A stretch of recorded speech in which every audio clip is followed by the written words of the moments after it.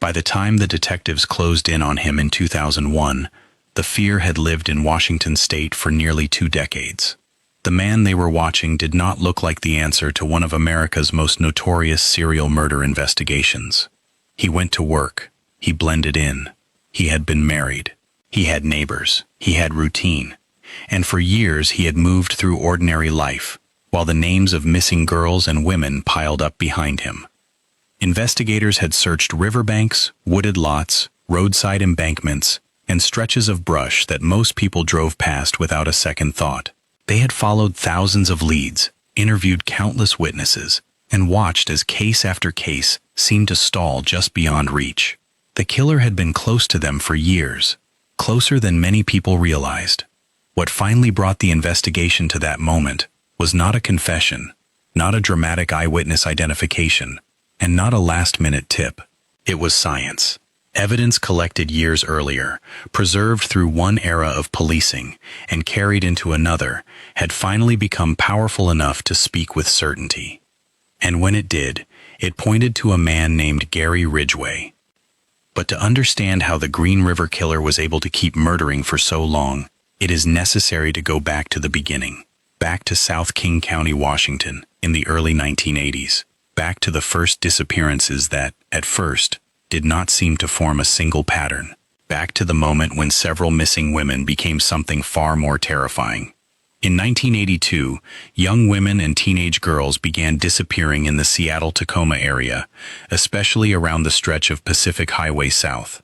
Many of them were runaways. Many were involved in prostitution. Many were living unstable lives, surviving day to day in a world that made them easy to overlook. That fact would become one of the most painful parts of the story. These were victims whose disappearances did not always bring immediate urgency from the wider public, even though their families knew very well that something was wrong. Then the bodies started being found. In July 1982, the Green River in King County became the grim center of attention when the bodies of several young women were discovered in or near the water. Among the first victims found were Wendy Lee Caulfield and Deborah Lynn Bonner. Soon after, more remains were recovered, including Marcia Faye Chapman. The pattern was becoming impossible to ignore. These women had not simply vanished. They had been murdered, and many of them had been strangled. The river gave the case its name, but the killings were never limited to one place. Bodies were found along roads, in woods, on hillsides, near airports, and in remote dumping areas across King County and neighboring areas. The Green River was only one piece of a much larger landscape of violence. By the end of 1982, law enforcement understood that they were likely hunting a serial killer. Fear spread quickly through the region. Women working along the Pacific Highway corridor became especially vulnerable. Families of missing daughters and sisters waited for phone calls they dreaded. Police departments faced rising pressure as the number of suspected victims grew. This was no longer a single homicide investigation. It was becoming one of the largest criminal investigations in Washington state history. The task force that formed to confront the killings was enormous by local standards. Detectives, crime scene specialists, forensic analysts, and support staff were drawn into the effort. Hundreds of officers were eventually involved at different stages. Thousands of tips poured in. Investigators built timelines, compared victim movements, mapped dump sites, and tried to understand the habits of a killer who seemed both methodical and elusive. What stood out was the victim profile. Many of the women were young. Many had been last seen accepting rides. Some were in their teens. Several were known to be working as prostitutes or were considered at high risk because of unstable housing, drug use, or troubled circumstances. This was not incidental.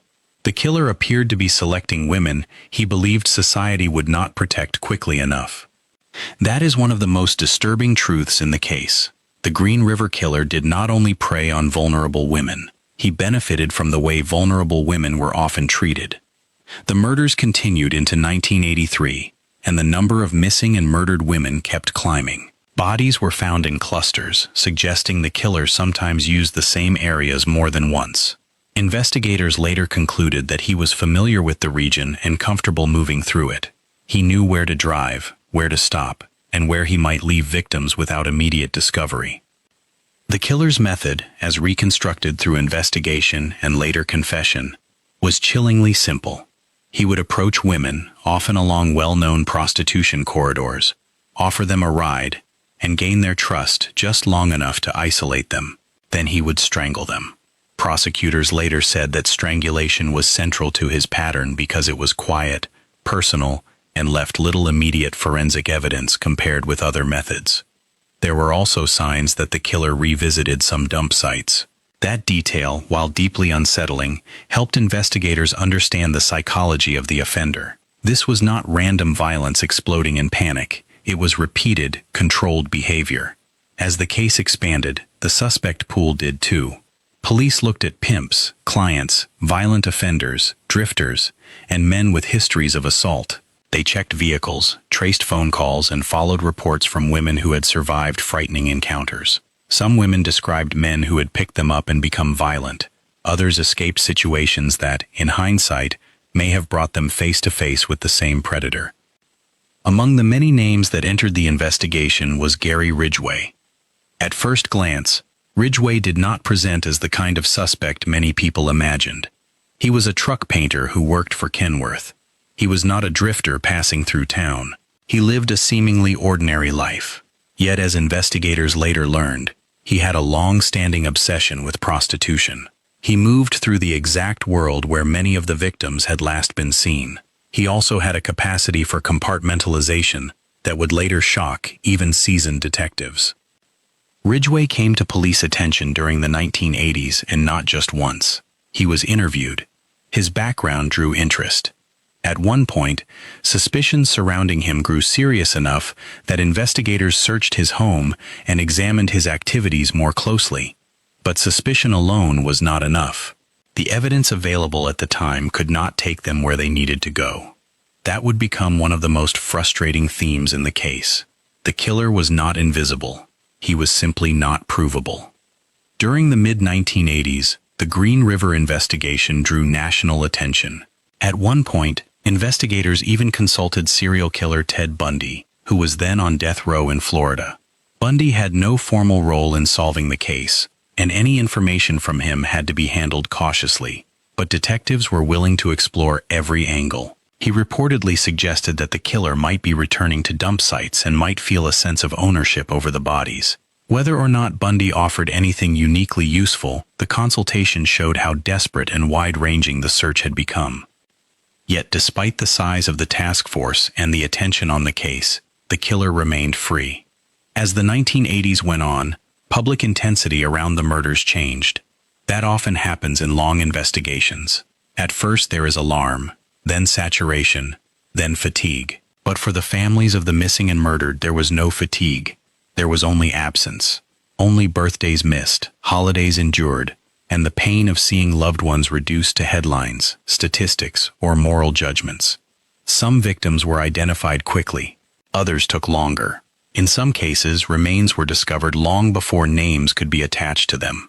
The distance between disappearance and identification added another layer of cruelty to the story. Families could spend months or years in uncertainty before receiving answers they never wanted. Meanwhile, Ridgway kept living. One of the reasons the case still grips people is the contrast between the scale of the crimes and the ordinariness of the offender's outward life. Gary Ridgway married multiple times. He held a steady job. He maintained the appearance of stability, yet according to later statements and court records, he was killing women across many of those same years. Detectives would later describe him as someone who hid in plain sight with alarming effectiveness. He was also patient. Unlike some notorious killers who seek attention, taunt police, or act out for recognition, Ridgway's style was quieter. He did not build a public persona around the murders. He did not need drama. His advantage came from repetition, local knowledge, and the social invisibility of many of his victims. The years passed, but the case never truly went away. New remains were found in later years. Some murders tied to Ridgway occurred outside the earliest burst of Green River discoveries. Investigators came to believe that the killing span stretched far beyond what the public first understood. The case was no longer just about the early 1980s. It was about an offender who had likely continued murdering for years. By the 1990s, the investigation had cooled compared with its most frantic early period, but it was not abandoned. Detectives and forensic specialists kept preserving evidence, reviewing files, and waiting for science to catch up. That wait mattered. In the early years of the investigation, biological evidence had been collected from some victims. At the time, the available testing methods were limited. Evidence could suggest possibilities, narrow categories, or exclude some suspects, but it often could not provide the kind of pinpoint identification later generations would expect. What investigators did right, however, was preserve the evidence. By the late 1990s and into 2001, advances in DNA testing transformed old possibilities into powerful proof. Cold case forensic work revisited evidence from several victims, including semen samples recovered years earlier. Investigators compared those profiles to Gary Ridgway's DNA. This time, the science was far more precise. The results linked him to victims in a way that earlier testing could not. There was more. Tiny paint spheres found on some victims also drew attention. Ridgway worked as a truck painter at Kenworth, and prosecutors later pointed to microscopic paint evidence as part of the broader case against him. On its own, paint might not have solved the murders, but combined with DNA, victimology, geographic patterns, and years of investigative work, it added weight to a conclusion that was finally becoming unavoidable. In late 2001, Gary Ridgway was arrested. For many, the arrest felt almost unreal. The Green River case had hung over Washington for so long that some people had come to believe it might never be solved. Families who had waited for decades now faced a new and difficult reality. There was a suspect. There might be accountability, but there would also be revelations. And those revelations were devastating. In 2003, Ridgway entered a plea agreement that allowed him to avoid the death penalty in exchange for pleading guilty and helping authorities locate remains. He pleaded guilty to 48 counts of aggravated first-degree murder. Later, he would be linked through an additional conviction to a 49th murder. Even then, investigators and analysts long believed the true number of victims may have been higher than the official total tied to convictions. What made the plea especially haunting was Ridgway's own description of his crimes. He admitted killing so many women that distinguishing among them had become difficult for him. It was a brutally revealing statement, not because it was graphic, but because of what it showed. To him, many of these women had become interchangeable. That coldness remains one of the most shocking facts in the entire case. As part of the plea process, Ridgway led investigators to locations connected to victims whose remains had not previously been recovered or identified. Even in confession, the case moved slowly and painfully. The geography of the murders had been so broad and the time span so long that full clarity was impossible. Some families received long-delayed answers. Others were forced to confront how many years their loved ones' cases had lived in uncertainty. At sentencing, the emotional gravity of the case was impossible to miss. Families spoke. Survivors lived with the knowledge of what had nearly happened to them. Detectives who had spent major portions of their careers on the investigation saw the man behind the file at last. Ridgway was sentenced to life in prison without the possibility of parole. That sentence ended his freedom, but it did not end the significance of the case. The Green River investigation reshaped how many people thought about serial murder, victim vulnerability, and cold case evidence. It highlighted the importance of preserving forensic material, even when immediate technology seems insufficient. It also forced an uncomfortable public reckoning with the way society ranks victims. Many of the murdered women were young, poor, estranged from family, involved in prostitution, or dealing with addiction. Too often, those realities were used to diminish their stories rather than intensify concern. But the truth is that the Green River Killer case is not only the story of Gary Ridgway. It is also the story of Wendy Lee Caulfield, Deborah Lynn Bonner, Marcia Faye Chapman, and the many other women and girls whose lives were cut short. It is the story of families who never stopped searching. It is the story of investigators who carried a case across decades. And it is the story of a justice process that arrived late, but not too late to name the man responsible in court. The case also stands as a reminder that some killers do not hide behind spectacle. They hide behind normality. They go to work. They pay bills. They smile at neighbors.